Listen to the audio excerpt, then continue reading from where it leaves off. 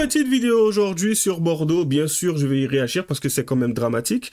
Tu sais, je vais pas trop m'arrêter sur le fait qu'il y ait deux bandes rivales qui se sont retrouvées, qui se sont tapées dessus devant des portiques, devant des cours d'assises.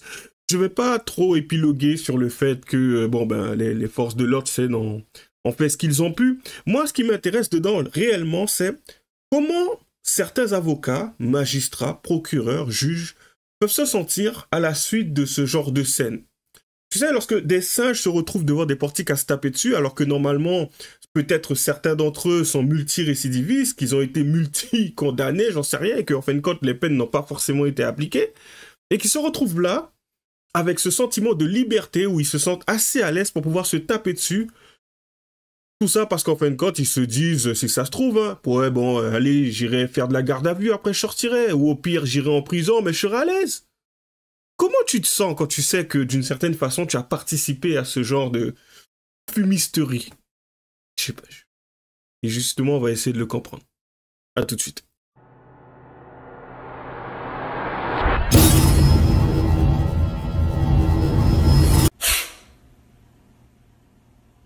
Alors, on va pas trop tergiverser, on va essayer de comprendre ce qui se passe là. C'est quand même assez intéressant. Du coup, soutien total aux policiers, bien sûr, de Mathieu Vallet, blessé en plein cœur du palais de justice de Bordeaux.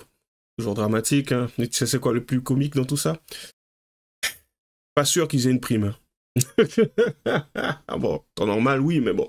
Tu me diras, hein, est-ce que ça vaut cette prime aujourd'hui? Est-ce que la prime vaut le coup aujourd'hui? Quand tu sais que, tu fais tout ça pour rien. Enfin, des bandes de racailles viennent régler leur compte dans une cour d'assises en pleine audience pour meurtre et tentative de heurtre en bonne organisée. Insultes, projectiles, bagarres, salles saccagées, ils ne respectent plus rien, pas même la justice qui les juge. Ouais, déjà, certains ne respectent même pas leurs parents. Et quand on écoute les cris des parents dans la vidéo... Ah, les parents étaient là? On comprend pourquoi la haine pousse si vite. Ah oui, bon bien sûr, tu sais, comme on dit, les chiens ne font pas des chats. Ton enfant est l'extension de toi-même. S'il se tape dessus, il y a moyen que toi tu agisses un peu comme le parent du singe en question. Vous m'excuserez, mais je commence à être agacé, donc on va appeler un chat un chat. Ce sont des singes. On va pas chercher, épiloguer très longtemps, c'est bon. Ceux qui sont pas contents, excusez-moi, c'est la vie. Hein. Pauvre France, c'est hallucinant. Allez, c'est parti.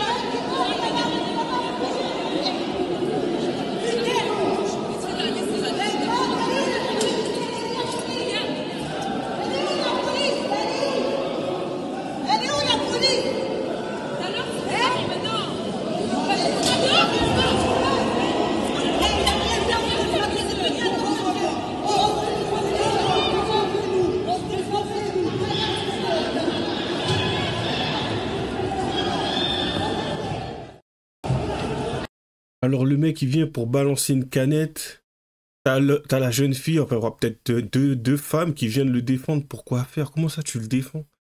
Le mec c'est un idiot pensant. Et apparemment il semblait pas penser correctement. Et il vient, il prend la canette, il la balance. À un moment donné, bon je peux comprendre que peut-être tu es un proche de ce jeune homme. Mais c'est quoi le but de la manœuvre? En fait, pourquoi il a fait ça? Il s'attendait à quoi? Sérieux? Je vais lancer une canette! Je t'ai eu avec ma canette! Enfin... On avance, rien de nouveau sous le soleil. On va pas s'attendre à une découverte. Allez, Pascal Pro pour une fois. C'est parti. Rien. C'est pour ça qu'ils le font, vous n'avez pas compris? Est-ce que rien? Je pense rien du tout. Olivier a compris. On va voir ces images hallucinantes. Moi, j'ai jamais vu ça. Franchement, j'ai jamais vu ça en France. Les avocats n'ont jamais vu ça non plus. J'ai jamais vu ça. Jamais. Mais il y a plein de jours où on peut se dire on n'a jamais vu ça. Mais comme voilà, comme personne ne, je veux pas dire que personne ne dit rien, mais c'est exactement la France orange mécanique. Elle était annoncée, c'était écrit noir sur blanc. Certains disaient que ça n'existerait pas, et ce n'est que le début. Ce n'est que le début. Ça, soyez-en certains. Olivier de Lagarde. C'était explicite. Ce qui est très intéressant et édifiant dans cette affaire, c'est que on s'attaque à un lieu sacré de la République. Un palais de justice, c'est presque comme une église. Mais vous parlez déjà comme au XXe siècle. Oubliez ces mots-là. Le lieu de sacré de la République. Mais oubliez, Olivier. Mais vous n'y êtes plus du tout. Il faut bien dire les choses. Il n'y a plus, c'est terminé. On est dans les mais vous parlez. On est dans les territoires. Voilà. Mais non, mais ne parlez pas comme au XXe siècle. Essayez de vous adapter, parlez comme aujourd'hui. On a un petit peu de nuance sur ce plateau. Mais c'est pas abroué. Mais c'est pas de nuance. Mais c'est pas de la nuance que vous dites. Ce que je vous dis, c'est que là, on s'attaque à un lieu sacré. Parce que des bagarres générales, on en a vu sur des terrains de rugby, voilà, ça a toujours existé. Là, on est dans un lieu particulier. Et c'est pour ça. Alors, c'est un lieu particulier pour lui. Eux, ils s'attaquent à un lieu qui était considéré, ou plutôt qui est considéré encore par certains, qui ne s'adaptent pas au progressisme. Tu sais, à un moment donné, il faut grandir, évoluer. Nous sommes ce qu'on appellerait des vieux de la vieille. Parce qu'apparemment, moi, je suis trop vieux, puisque j'ai encore ce genre de pensée. Peut-être, je sais pas, je m'y suis assimilé quand j'étais jeune et que, en fin de compte, c'est une erreur de ma part et que j'aurais dû m'adapter à la mouvance et à la modernité, tu sais. Celle où, actuellement, quand tu vois un tribunal ou un palais de justice, tu te dis, hey, c'est quoi ce bendo? Tu vois? Puisqu'apparemment, ben, c'est comme ça qu'on devrait le voir. Peu importe où ils sont, ça s'envoie des canettes, ça se tape dessus. T'as l'impression que même dans une gendarmerie, les mecs seraient capables de rentrer et prendre l'arme de l'autre, faire ouais, c'est quoi ton problème? Vas-y, t'as failli, on va pas dire le terme, et puis il rend l'arme tranquille et puis il fait ses affaires. Juste, tu sens qu'au niveau du, je sais pas si c'est le cerveau ou si en fin de compte, ils se sentent tellement libres qu'ils font tout et n'importe quoi en fait. Et c'est juste délirant, mais c'est... La prison, c'est juste un passage. Ben, tiens, là, pour le coup, ben, la mère Naël, elle a peut-être raison. Ben, peut-être pas pour le refus d'obtempérer, mais pour tout le reste. C'est forcément, à un moment donné, c'est un passage obligé qui fait qu'après, ça devient une habitude. Et puis, bien sûr, à un moment donné... T'as vu, le président, il a pris une claque. Ça commence comme ça. Par la suite, un beau jour, t'as un mec qui va lui mettre son pied, il va le tomber, il va se moquer de lui, il va faire « Piètre président ». Ça se passe comment après? Alors, heureusement qu'il y a 2027 qui arrive bientôt. Hein. C'est encore très loin, je trouve. On poursuit. C'est pour ça que c'est particulièrement grave. Et moi, il y a une chose que j'aimerais savoir, et que je n'ai pas trouvé dans la presse du jour, c'est de savoir si ces jeunes avaient été interpellés, avaient été arrêtés, et qu'est-ce qu'ils risquaient? Rien. Eh ben, ça, c'est... Voilà. Alors, rien, ils risquent rien. C'est pour ça qu'ils le font, vous n'avez pas compris? Ils risquent rien. Je pense rien du tout. Olivier a compris. Ils risquent rien. Ils risquent rien. Et c'est pour ça qu'ils le font. Attendez, vous me dites ça, vous êtes sûr de votre truc? Ah ben je sais que quand un motard à Schiltigheim fonce sur comment dire un policier, il a 20 heures d'intérêt général. Je le sais. Non mais je voulais savoir s'ils avaient été... On poursuit. Que dire de plus? Moi, comme je l'ai dit, hein, pour le coup, la grande question, c'est comment un avocat, comment les avocats, les magistrats ou autres... Après, tu sais, on a parlé du fait que la gauche était une maladie mentale, donc peut-être que, en fin de compte, pour ceux qui aujourd'hui, que ça soit ceux qui les ont défendus, ou ceux qui ont contribué à rendre le verdict, et en fin de compte, voire même ne pas appliquer la totalité de la peine, peut-être qu'en fait, peut-être qu'ils se sentent bien. Peut-être qu'en fait, ils dorment bien la nuit. Peut-être que au fond, ça leur fait ni chaud ni froid. Peut-être qu'ils ont l'impression d'avoir, je sais pas, fait une bonne action. Je sais pas. Mais bon, on poursuit, on termine. Savoir que dans un procès, il y a forcément des parties civiles, mais également des accusés. On a forcément plusieurs bandes qui s'affrontent. Je peux pas vous dire, et je me permettrai pas de le dire en tout cas, puisque je ne sais pas qui a commencé. Je sais juste qu'à la fin, nous avons été pris à partie et nous avons dû nous retrancher jusque dans une petite salle de la cour d'assises avec mon client, puisque 15 individus étaient en train d'essayer de nous attaquer. Je rappelle qu'on est dans un procès assez hors norme. Il y a beaucoup de rancœur, beaucoup de tristesse, beaucoup de haine forcément. Et comme les parties civiles, on en appelle encore une fois à l'apaisement. Il faut que la justice prenne le pas sur cette haine justement pour qu'on aille jusqu'au bout de ce procès.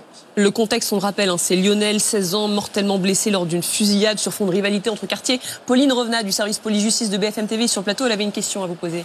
Oui, concrètement, pour bien se figurer les choses, visiblement, ça se passe en 2 temps. Ça se passe dans la salle des pas perdus et ça se passe dans la salle d'audience. Vous estimez à combien d'individus qui on se met un peu la panique et en sont venus à des gestes violents? Une dizaine, une vingtaine, une trentaine, on a du mal à se figurer.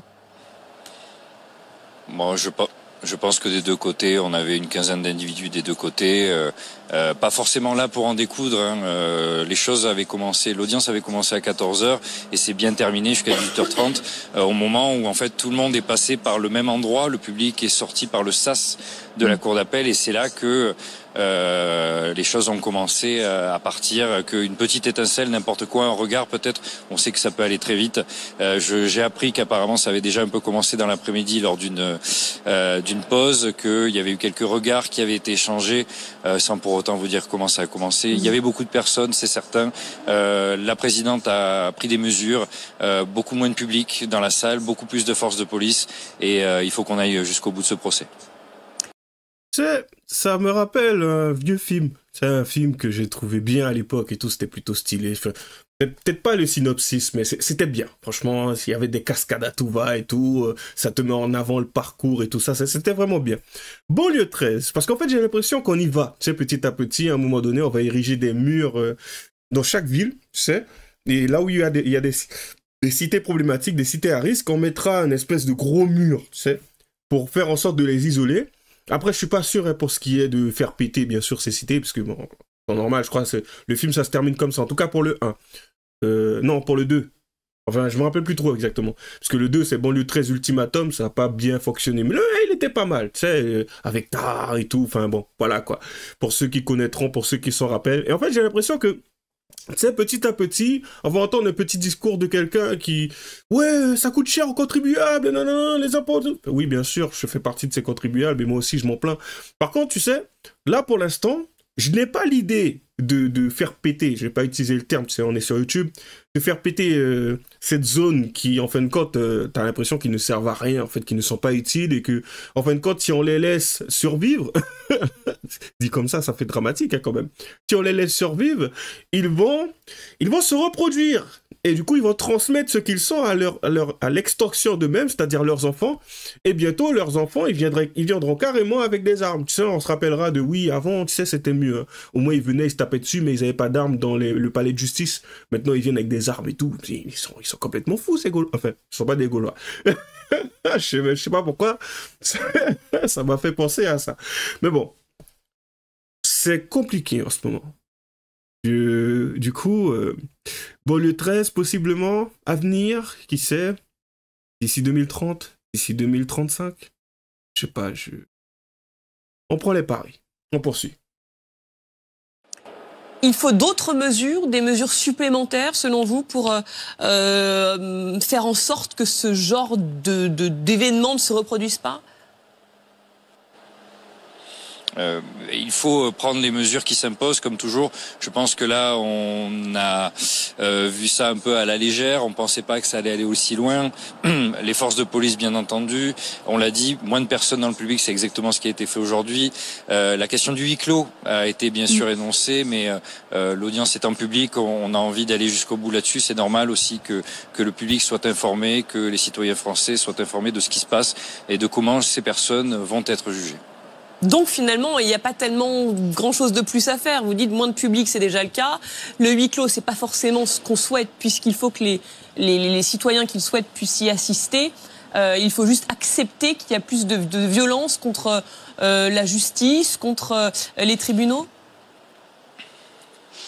Non, c'est pas ce que je voulais dire. Ce que j'essaie de vous expliquer, c'est que des mesures ont été prises ce matin, et c'est ce matin finalement qu'on a augmenté les services de police et que l'on a également fait en sorte que la jauge soit descendue. Le regard par rapport à la justice, c'est sûr que on peut se poser la question du respect qui est dû à cette justice, de l'institution judiciaire. Peut-être qu'il y a quelque chose à travailler là-dessus. La question des coupes budgétaires aussi qui viennent à baisser, hein, les fonds qui sont alloués à la justice peuvent être une question, bien au-delà d'autres questions qui sont évoquées par le ministre de la Justice et par d'autres politiques qui viennent brouiller les pistes sur les véritables questions de notre société. Alors il faut savoir... Franchement, je vais juste émettre une solution avant de terminer. Tu sais, si les peines étaient appliquées, si les prisons étaient encore plus débordées, parce que tu sais, j'ai plutôt l'impression qu'ils sont à l'aise dans leur cellule, tu sais, la cellule, elle est quand même assez grande, je trouve, elle pourrait prendre au moins 4-5 personnes. Après, tu me diras, oui, ça se fait pas de garder les gens dans un truc aussi petit et tout. Mais tu sais, encore une fois, il y a un truc, quand tu es souvent en Guyane, quand tu fais une bêtise, c'est pas moi qui t'ai envoyé faire ta bêtise, maintenant il faut assumer les conséquences. Et si tu te retrouves dans un inconfort, c'est normal, tu sais, la conséquence, en tout cas pour te faire comprendre, la sanction n'est pas censée être quelque chose où tu es à l'aise. Tu es censé comprendre que si tu t'écartes, tu sais, un peu de la règle, de la loi, à un moment donné, tu vas en souffrir. Tu vois, tu vas en pâtir. Mais bon, tu sais, je pense que ce genre de proposition, ce genre de solution, tout le monde là, on la propose, tout le monde la connaît, mais bon, ça doit servir d'autres intérêts. Tu sais, comme dirait un grand philosophe, ici c'est pas Monaco, c'est Bagdad. MC Jean Gabin. Du coup, on terminera sur ça. Je suis désolé, mais franchement, c'est terrible. En tout cas, comme d'habitude, lâchez les j'aime pas, les commentaires. Les liens seront dans la description. Abonnez-vous à la chaîne de Génération Sankara et à la mienne. J'ai un Tipeee, au cas où si vous voulez me verser un petit don. Bonne chance à nous. À la prochaine.